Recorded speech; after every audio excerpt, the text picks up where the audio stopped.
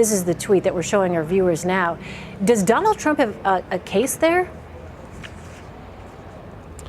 Well, if you look at turnout in every single primary and caucus state, I think without exception, there might be one or two exceptions. I haven't had a chance to scan all the data from Super Tuesday, but clearly, Elaine, in many, if not all of the states, turnout in the Republican primaries and caucuses is higher than 2012. That is suggestive of an energized Republican Party. Now look, parties that are out of power for 8 years on the presidential level typically are energized. Certainly the Democrats were in 2008 when they had the campaign of Barack Obama, Hillary Clinton, and John Edwards.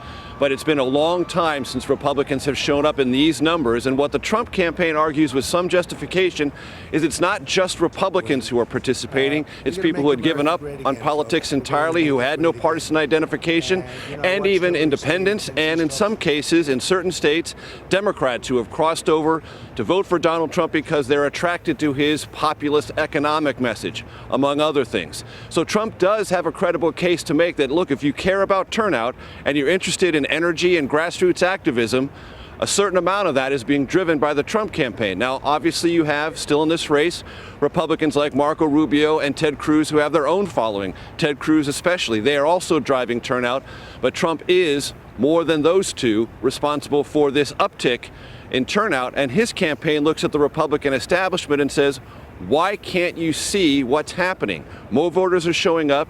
He's winning more races than he's losing, and is for that reason on a path to the Republican nomination. The Trump campaign would like Republicans to chill out a little bit on this score. So far, they're anything but chilled. Major, as you know, Dr. Ben Carson is dropping out of Thursday's debate. He says he doesn't see a path forward for his campaign, so there'll be 4 candidates on stage. When you look at the delegate race as it stands now, what do the rest of these GOP debates even matter? Well, they matter because every time there's a debate, there is a chance for issues to be raised that haven't been raised before. We certainly saw that in the debate in Houston, where Ted Cruz and Marco Rubio basically emptied the kitchen sink of long-standing opposition research against Donald Trump, talking about his hiring of foreign workers at Mar-a-Lago in Florida, Trump University and the civil litigation going on there, other aspects of Donald Trump's either political or personal life. All those issues were raised in a way that they had not been before, and some of them have gained attention and, in some cases, traction with the American public. So debates matter in that sense. And I can tell you something that's just happened before we went on the air.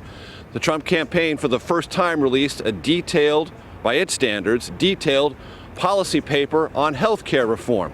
Now, that is not a coincidence, the eve of this next debate. Why? Because at the last debate, essentially Donald Trump clung fiercely to one talking point and one talking point only on health care reform. That is, allowing insurance companies to compete for customers across state lines. This policy paper has far more details than that, and it's a reflection of the fact that the Trump campaign understood in that debate performance there weren't nearly enough specifics when Donald Trump dealt with the issue of health care. He intends to have more of them tomorrow night here in Detroit.